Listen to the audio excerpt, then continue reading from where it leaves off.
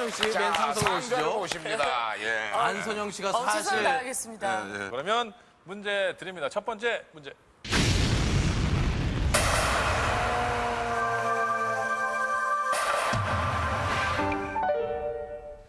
어느 평일 오후 엄마가 저녁 찬거리를 사러 잠시 집을 비운 사이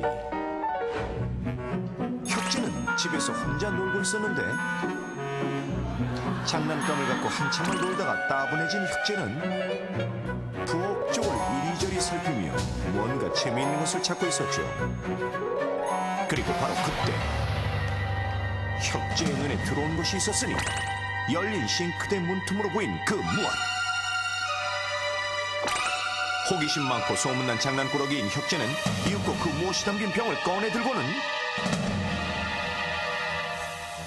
들여다보고 흔들어도 보고 완전히 정신이 팔려 있었습니다. 그리고 잠시 후 아무런 생각 없이 병 뚜껑을 여는 혁재. 그런데 아차 하는 순간 혁재의 손과 바지 위에 그 무엇이 엎질러지고 말았는데 놀란 혁진은 울음을 터뜨리고 때마침 집에 돌아온 엄마는 혁재의 울음소리를 듣고 달려갔습니다. 엄마는 혁재가 바닥에 떨어뜨린 병을 쳐다보았는데 아니 이럴 수가. 혁재가 손과 바지에 엎질른 액체는 바로 빙초산이었던 것. 빙초산이 닿은 혁재에게서는 벌써부터 빙초산 등 화학물질이 피부에 닿았을 때 생기는 화학 화상이 시작되고 있었는데 그렇다면 아이가 빙초산으로 인한 화학 화상을 입었을 때 가장 먼저 해야 할 일은 무엇일까요? 정답은 하나, 나머지는 모두 지워주십시오. 빙초산이 묻은 부위에 우유를 붓는다. 아이에게 이불을 덮어준다. 빙초산이 묻은 부위에 물을 붓는다. 아이에게 해열 진통제를 먹인다. 빙초산이 묻은 옷을 벗긴다. 아이의 다리를 심장보다 높게 해서 눕힌다. 선택, 지워야 산다.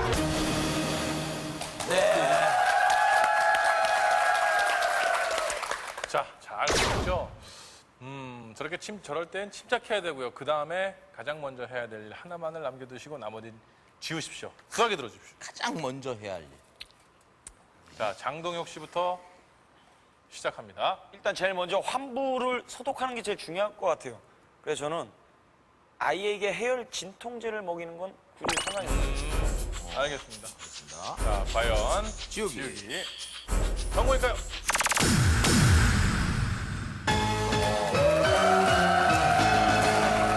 자, 다음엔 홍록기 씨. 그 어떤 상황이든 일단 아이에게 이불을 덮어준다는 게 쉽지 않죠? 약간 좀 이유를 모르겠어요. 아이에게 이불을 덮어준다. 나에게 이불을 덮어준다. 자, 지우기 성공일까요? 출발 좋습니다. 다음 김 씨에게로 넘어왔습니다. 센 거 해줘.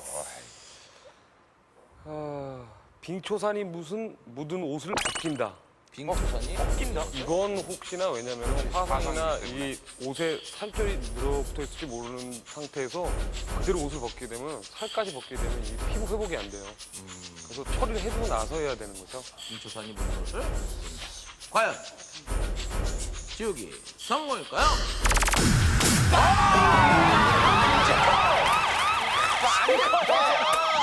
직접 불로 열에 의한 화상이 피부와 옷이 붙었을 때는 네. 그 띄는 것은 좋지 않지만 그렇죠. 화학 화상. 화상이기 때문에 예. 좀 케이스가 상황이 좀 다른 것 같아요. 어쨌든 좀 생소한데요. 예. 직접 정답하면 보시죠.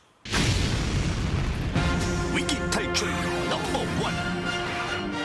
아이가 빙초산으로 인한 화학 화상을 입었을 때 가장 먼저 해야 할 일은 무엇일까요? 정답은 바로 빙초산이 묻은 옷을 벗긴답니다. 빙초산이 피부에 닿았을 때는 화학 화상이 일어나는데 화학 화상이란 피부나 의복에 강산, 강알칼리 등의 성질을 띠는 화학물질이 피부에 닿았을 때 일어나는 것으로 이때는 약품의 강한 독성이 긴 시간이 걸쳐 피부 깊숙한 곳에 스며들면서 심각한 화상이 일어납니다. 따라서 약품이 더 이상 스며들지 않도록 원인 물질을 환자의 피부로부터 제거하는 것이 우선인데 이때 가장 먼저 해야 할 일은 원인 물질이 묻은 옷을 벗기는 것이며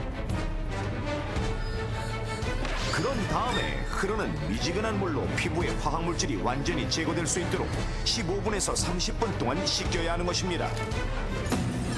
그렇다면 이렇듯 화학 화상을 일으키는 빙초산은 과연 어떤 물질일까요? 빙초산은 식품 첨가물 공전상 99%인 초산을 일컫는 말로 일반 식초의 초산 농도가 4%인 점에 비춰볼 때 어느 정도인지 짐작할 수 있습니다. 또한 일반 식초와 달리 빙초산은 화학적으로 합성한 첨가물이기 때문에 영양적으로 별다른 가치가 없고요. 그 빙초산의 초산의 농도가 상당히 높기 때문에 인체에 직접 닿을 경우는 매우 위험할 수 있습니다. 2002년 한 병원에서 화학물질로 인해 화상을 입은 환자를 대상으로 조사한 결과 조사 대상 총 69명 가운데 빙초산이 원인인 경우가 17명으로 가장 많아 우리 생활 속에서 빙초산으로 인한 사고가 자주 일어난다는 것을 증명하기도 했는데 그렇다면 빙초산은 어디서 구할 수 있는 걸까요? 넘버원 제작진이 직접 확인한 결과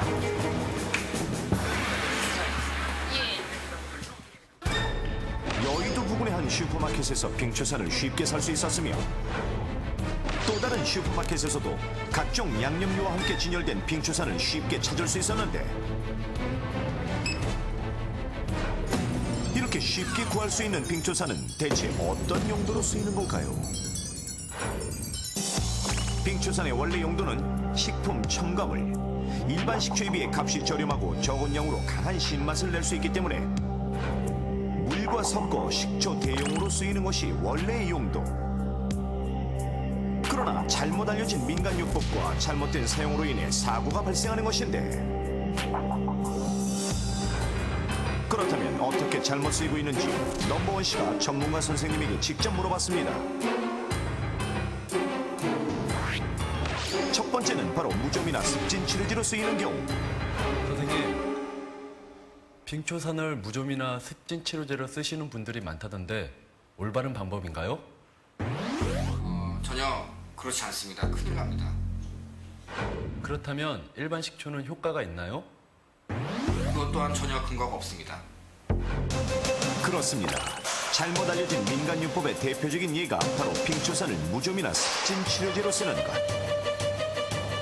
실제로 나이 드신 분들이 빙초산 용액에 발을 담궜다가 화상을 입는 일들이 자주 벌어지고 있는데 이 경우 대부분 2, 3도의 깊은 화상을 입게 되어 수술 후에도 관절 운동에 장애나 절단 등의 영원한 후유증을 남길 수 있습니다. 두 번째, 아토피 치료제로 쓰이는 경우. 빙초산을 아토피 치료제로 쓰이는 경우도 있다던데 효능은 있나요? 이 경우에도 식초 역시 근거가 없습니다. 3% 이상의 농도만 되어도 피부염 등의 피부 자극을 일으킬 수 있고요. 특히 아토피성 피부염이 있는 경우에는 그 상처를 통해서 그 독소가 훨씬 침투하기 쉬운 상태가 되기 때문에 그 증상을 더욱 악화시킬 수가 있습니다. 충격적이게도 실제로 3세 된 여아의 아토피성 피부